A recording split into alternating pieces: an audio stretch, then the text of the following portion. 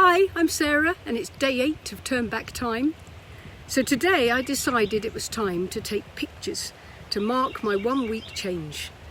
I can see the difference myself in the mirror, but it doesn't look that drastic. So only releasing this picture now because I have another picture to put next to it. Here is what my body looked like on day 1 and what it looked like this morning. As I was taking it, I was thinking, oh, it's not much different.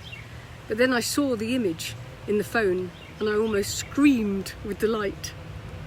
It's not Christy Turlington, I know, but given it's only 1 week in, I am beginning to realise it could be. It's a hell of a change. There are no rolls anymore. I'm so hoping that this will inspire you to keep going and that you have a similar picture. You'll notice in the before picture that the shape of my body is like an apple. And that's apparently a telltale sign that the body is pre-diabetic. So I was on the brink, but not anymore. This morning I decided as my clothes get baggy, I was going to throw them away. I've always maintained multiple wardrobes as my weight yo-yoed between size 8 and size 16 for the UK and size 6 and size 14 in America. But now I'm just throwing away the yo-yo, and this is a one-way ticket. I was surprised to find out that men also keep different sized clothes. I didn't know that.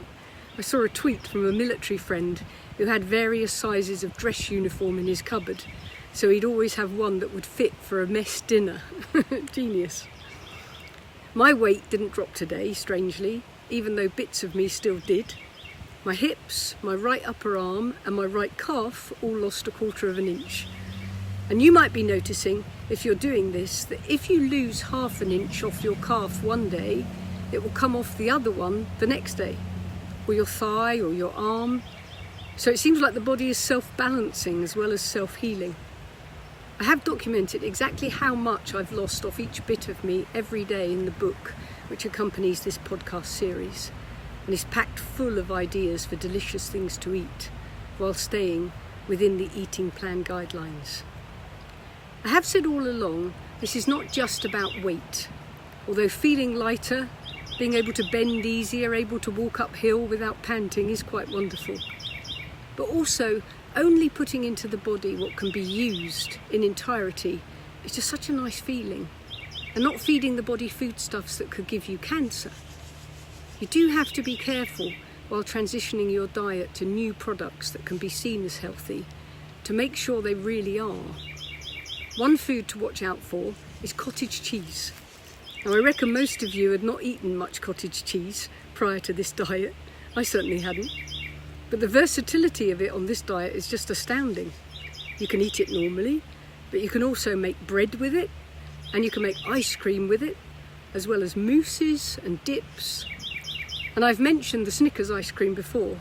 It's just gorgeous. But there is an ingredient that they put in cottage cheese which is wholly carcinogenic, and that is carrageenan. They especially put it in the cheapest brands. Numerous US studies since the 1980s have shown that as well as being carcinogenic, it also causes intestinal aggravation and inflammation. You might also find it in nut milks, ice creams. Ben & Jerry's admitted they use it, and even in deli meat products. It's a thickener and emulsifier. So if you are buying cottage cheese, make sure it has the least ingredients possible, preferably just milk, and nothing that you don't know what it is.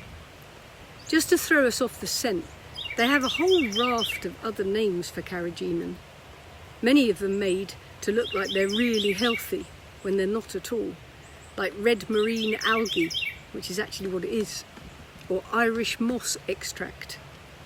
These may all play havoc with your insides, so just do a bit of research on carrageenan and then avoid it like the plague. It's in a lot of processed food, which hopefully you're not eating anymore, but also protein powders. In fact, a quick aside on protein powders. They're very heavily processed, and any natural goodness has literally been smashed out of them. So stick to real protein. I saw someone say once that if a product has ingredients you couldn't have in your kitchen cupboard easily, don't touch it. You might ask, if it's so dangerous, why has it not been banned? Well, when asked that question, the Grocery Manufacturers Association in the US said, because there's no adequate alternative that does the same job, which is very strange given that we had all those same foods for years that never needed it. They should have just said one word, shouldn't they? Money. We have been deceived about so many products for years, especially the whole sugar-free industry. There's a great book called Sugar, Salt, Fat, written by a guy called Michael Moss. And in it, he details how raw cane sugar is really expensive for food manufacturers, as you need so much of it to make anything sweet. And that you would need about 8 teaspoons of it in a cup of tea to get the same effect as 2 teaspoons of refined white sugar. But even that is more than the money they want to spend, so the manufacturers decided to ramp up the refining process until they'd created a highly refined form of sugar, which meant they could just add 1 drop of it to a processed meal and it would be sweet. And these are the tolls: maltitol, sorbitol, xylitol, which will kill a dog, so why not you? Also known as aspartame. These are truly killers, but they'll kill you very slowly.